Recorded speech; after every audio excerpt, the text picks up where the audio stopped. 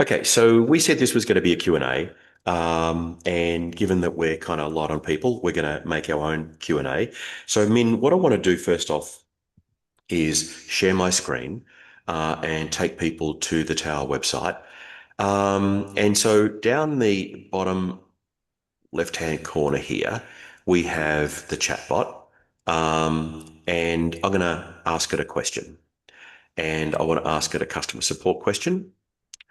And I think that's an important distinction, isn't it? That customers choose customer support Yeah, because that then doesn't treat it as a sales query. yeah, and if they need to escalate it to the help desk, they need to select the right one. Otherwise, it won't actually create a support ticket. Right. So it's got my name, it's got my business, it's got my phone number. All right. So I'm going to ask a question. Um, I need to find out how a I need to find out how a supplier is performing. I'm not even going to spell it properly. So we'll see what it comes back with.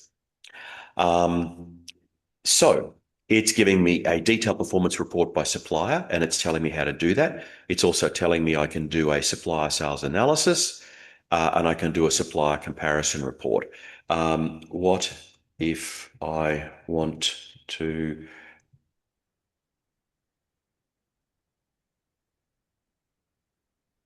what if I want to compare trading periods?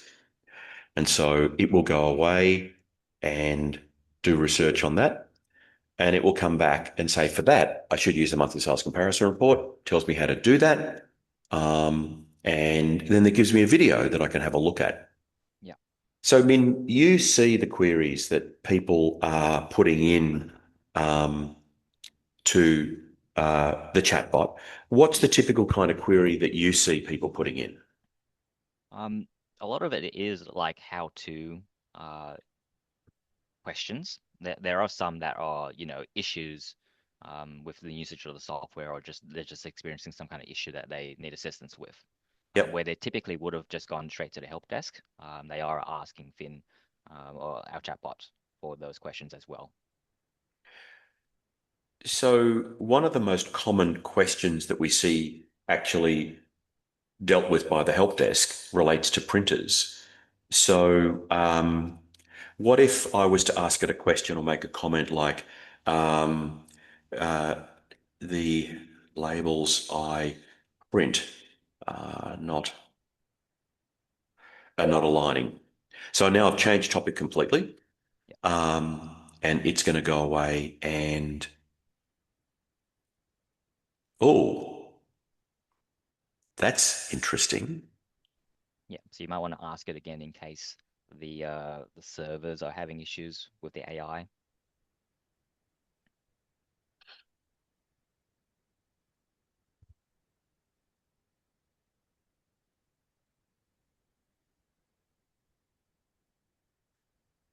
Okay, we'll see what this could be a train wreck, maybe, maybe not. Here we go. All right. So, are they jewelry labels or regular barcode labels? Regular barcode labels. And so it's interesting because it does ask qualifying information, doesn't it, sometimes to be able to make sure it's giving the right advice.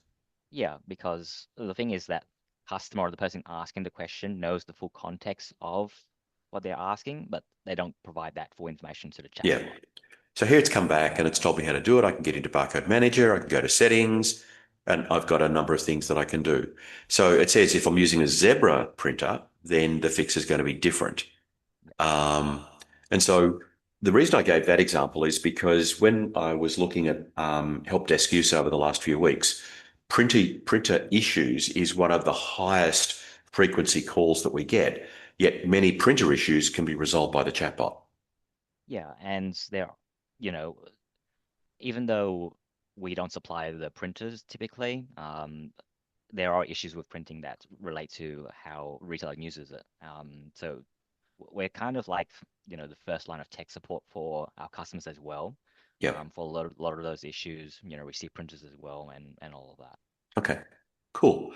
All right. So Anything else in the chatbot while we're in there that you think would be useful to talk with people about?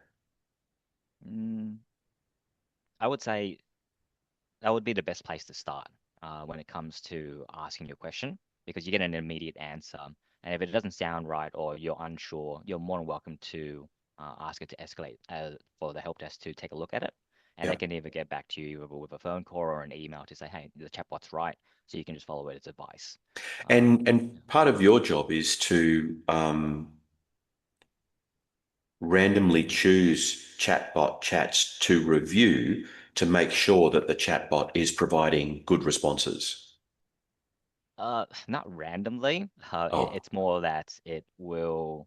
I well, I have a routine set up to be able to check it for me as well, and it will flag all of the incorrect answers, in inconsistencies, and also things that it just needs to verify, because we might be missing some extra information that would help better expand on the chatbot's okay. responses and answers. And with that, if you think to where you're at now and what you're seeing now in terms of chatbot responses now compared to say 12 months ago, I would imagine it's far better now than what it was doing 12 months ago. Yeah, it's improved over time, and our metrics show that. I mean, initially it would have been like around 70%, but now it's in the high 80s for Right. resolution rate. Okay. All right. Anything else about the chatbot while we're sitting in here? No, not at the moment. Cool. Okay. I'm going to stop sharing my screen. All right. So I can see we've got two people there. Have either of you got any questions that you would like to ask?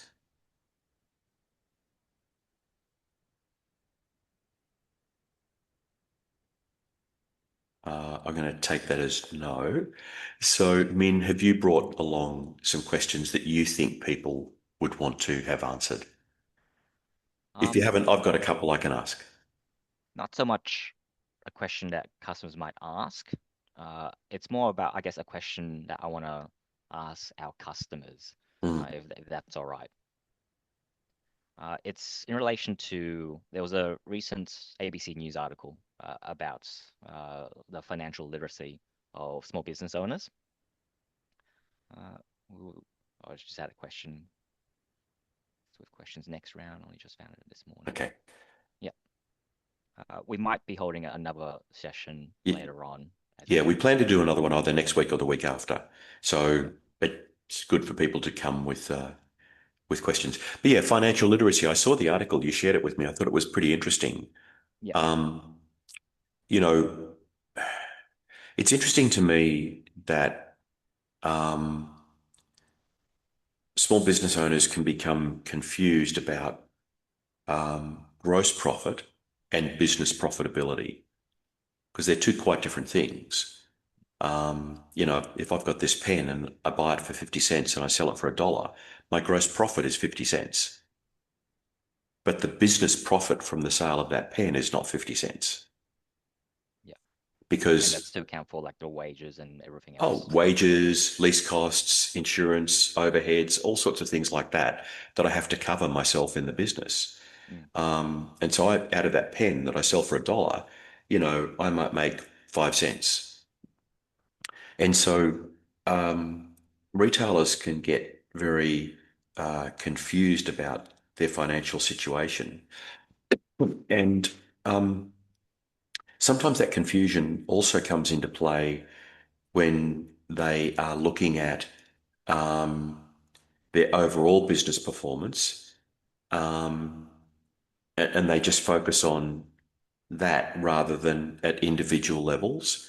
And what the profitability is here versus the profitability there, the space allocation, the return I'm getting per square meter of space in the shop. Um, we are not accountants and we don't provide financial literacy training, mm. but we do make it easy for business owners to understand business performance in a non-technical way. Yeah. My recommendation is like obviously we can't give you information on how, your the cost of your rent, staff wages and all of that. But from the retailer software itself, at least you can find out how your sales are doing and how much it's costing you to, arrive and buy your products each month. Mm, So that's where you would compare, your GP with a flat amount to say, hey, this is how much the business is earning after deducting the cost of the product itself, and you would compare that with, you know, the products that you've arrived in that same month to say, hey, this is how much I'm going to need to pay my suppliers uh, coming up. yeah. So then you have a bucket of this is the amount that I would then allocate to staff wages, rents, and all of that to see if you're actually making a profit at the end or like a net profit Mm. compared to gross profit. Certainly, a lot of retailers deal with supplier reps who say this is successful and that's successful. The reps are very good salespeople at making claims for success of different things. And um, I would always say to retailers two things. First of all, if somebody makes a claim, ask for evidence. If they say, "Oh, everyone else is having success," ask who's having success. And then the second thing is within the retailer software itself, you've got a number of ways you can compare supplier performance. And comparing this supplier with that supplier, if they're both in the same department or category, I think can make a lot of sense within a business to understand what's working and what's not working. I think very much so. Mm. Um, with your discussions with customers from a help desk perspective, do you ever get into sort of general business discussions? From time to time, it's more so that they have general questions about using certain functions of the retail software. An example would be, customer loyalty, because we have a few options when it comes to customer loyalty.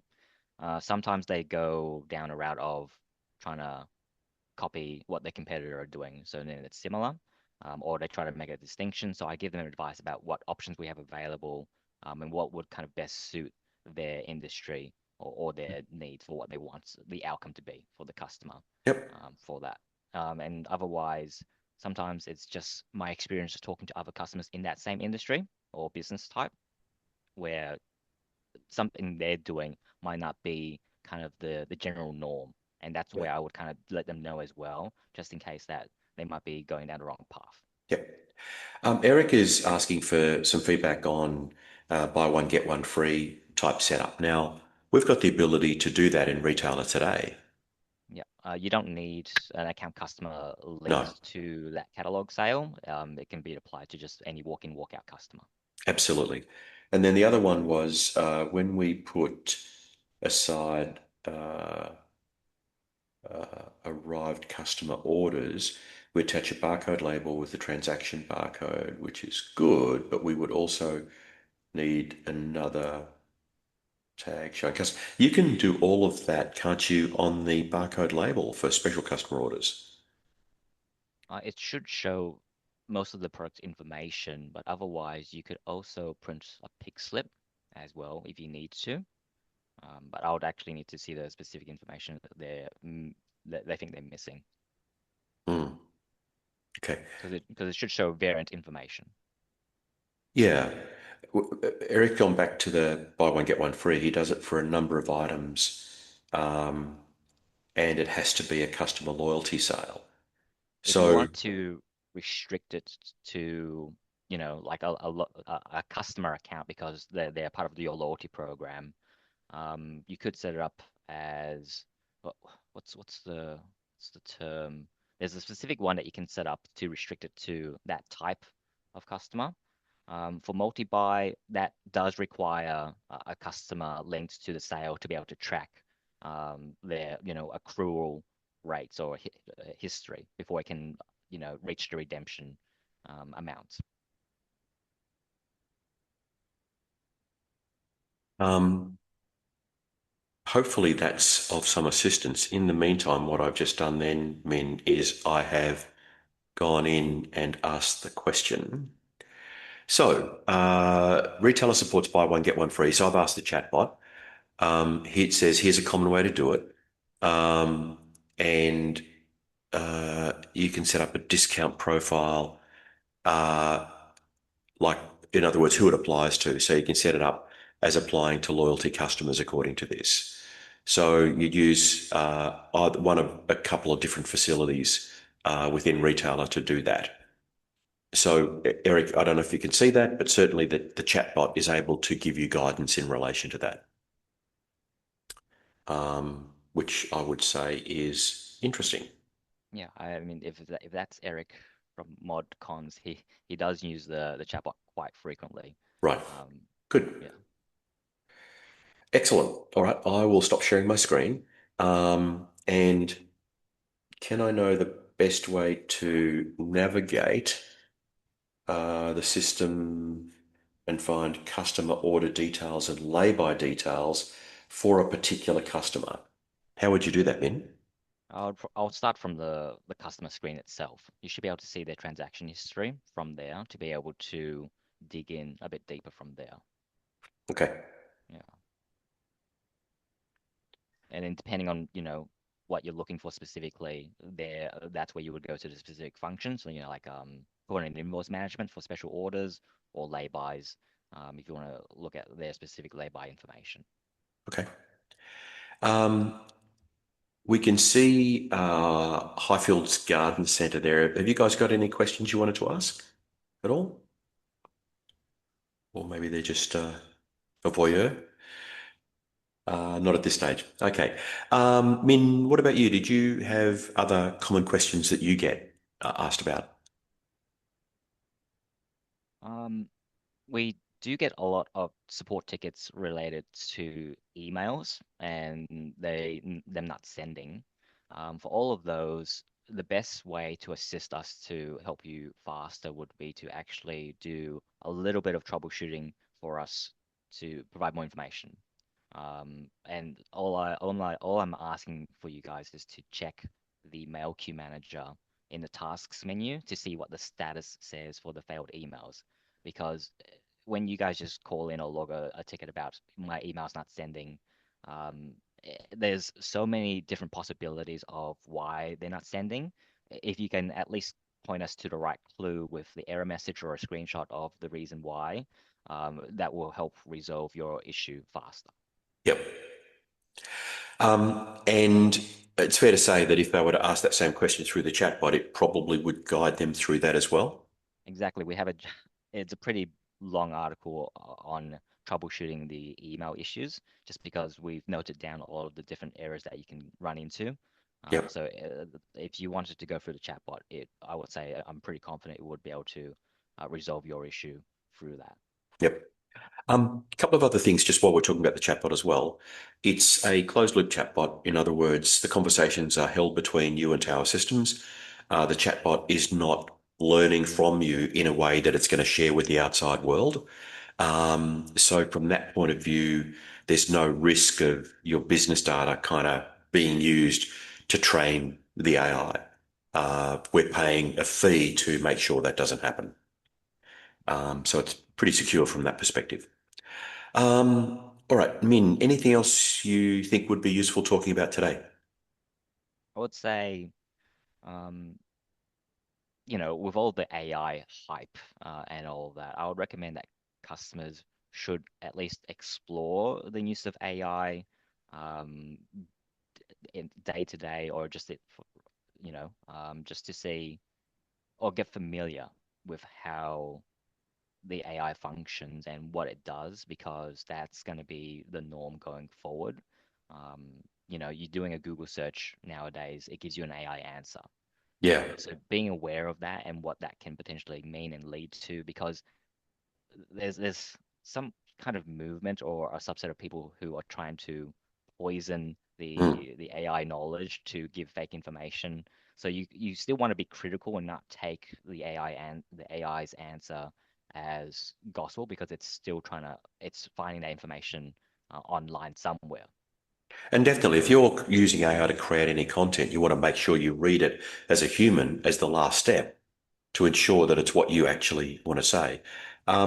So we do have a question from Matthew, which I then put to the chatbot. The question was, in regards to invoices being emailed to customers, when this is selecting customer profile, do invoices only get sent to a 30-day account customers? So the chatbot says that's a good question. That's nice.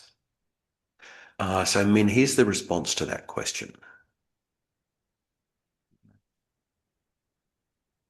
You pretty happy with that answer? Yeah, like it mentions the report mapping at the bottom, which is what dictates whether does it only get sent. So yes, it requires an email account on the customer's profile, and it needs to be ticked to send the email for the statements itself.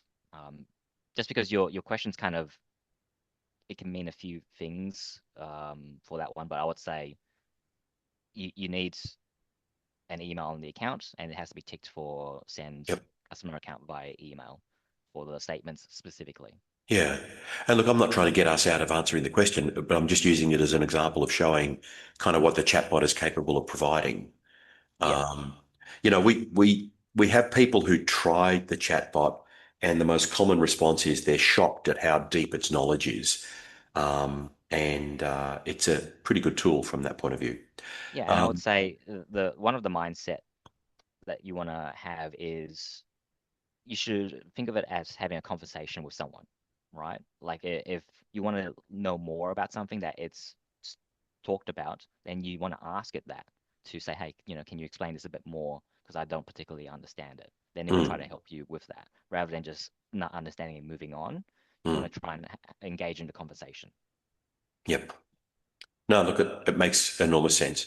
Um, uh, okay. So there's a follow-up question. I'm going to put that in and see what it says. So I'm going to go back and share my screen.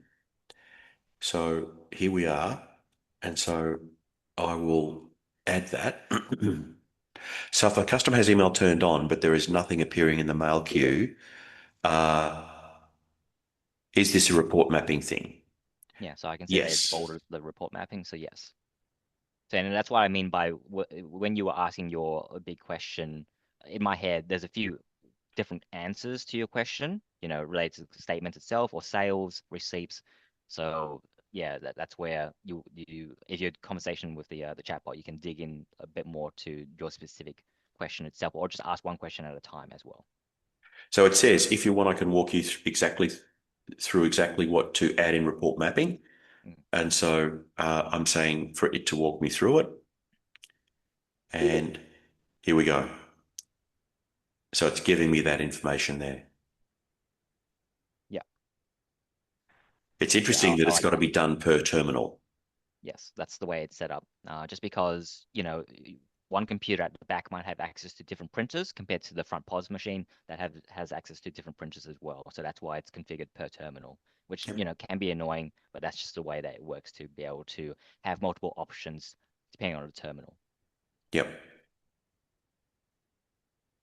Okay. Um, the other comment I was going to make about the chatbot min is we've got about, I'm guessing, 800 or so knowledge base articles. Each one of those is anything from 550 to 1,500 words. So Mm. we're talking here about heading towards 1 million words of content that we've trained the chatbot on. So it's not just, a couple of screenshots and a bit of text. It's a comprehensive piece of work, and it's only trained by us on our software. So from that point of view, it really has a good level of authority with what it's doing. Yeah, and, you know, it has to search all those for a related article that it can say, hey, this answers the customer's question. So if you think about the speed it takes to you asking the question for it to give you a reply back, I feel like that's quite amazing Mm, with where things are at now compared to at the beginning where it was a bit slower. So it does improve over time with that as mm, well. But as with any AI or just any product, it improves over time. And that's where I work in the background to trying to keep that working as smoothly as possible. But things are still going to come up, and that's where we find it, and we can then plug the hole. yep. All right. Anything else that you think we should talk about, Min, while we're here? Just to expand a bit more on the knowledge base, is you can think of it as like a giant manual on how to use our software. Yep. And some people see that and they get overwhelmed because it's a lot of instructions here and there. And that's where the chatbot can really help bridge that gap. because Okay. you're just asking a specific thing, and it will give you the answer typically for what you're looking for. In terms of when we do this again, I'm thinking we might do this on the 1st of September, which is a Tuesday. Might be different day of the week, might be better. And we might try for, we might do it at 11 a.m. Melbourne time, just to make it that half hour later in the day. Um, I don't have anything else. So someone says, may I please use this forum to uh, commend the chatbot? As Tara spoiled me. When I ask other chatbots, e.g. Myob, their chat tools are utterly useless. Um, Look, I mean, I'll support a couple of chatbots. So I had to use a, chatbot recently um, with my car service business. I had needed to organize a car service and I was trying to explain the issues, and that chatbot was fantastic. And then I was dealing with um, Commonwealth Bank on something, and that chatbot was good until it wasn't. So it was great. It was heading me down a path. I thought it was resolved, and then it fell over at the last minute, which was pretty frustrating. So some chatbots are good, some chatbots are bad. If you're running a Shopify website, then have a look at Sidekick. That's a chatbot from within the software, which is pretty amazing and well worth considering. And it's free as part of Shopify. Um, and from a Tower point of view, all I would say is watch this space without giving anything away. Our web chatbot that we have right now on the website, we're pretty happy with, and it continues to evolve because of Min's oversight. And I think it ends up giving customers a good outcome. Yeah. And I guess just to give you guys a bit of insights is, as you might know, Tower Systems was bought out by Vila almost 2 years ago now. Hmm. And we've then moved into a group where there's other business units uh, operating alongside the parent company. And I've had talks with other business units in relation to, AI, chatbots, and all of that. And their feedback to us or to me is that we're quite far ahead compared to them and the others. So that's good to know that we are in that space Hmm. and kind of leading in that regard. And kind of the main reason for that is that we had a great foundation when it came to the knowledge base articles, because the other business units that I've spoken to, they either didn't have public facing or customer facing articles or none that many. So they're starting um, at a lower starting point. So it's more work for them to kind of get that information because, chatbots and all of that, they thrive on data. So you need Hmm. to be able to give them data and good data as well to be able And to assemble it make well, that make it decision. easily accessible. Yeah. Yeah. All right, let's leave it there. September 1 is when we'll do this next. We'll put the details into a customer email. Thank you, everybody, for joining us. Thank you.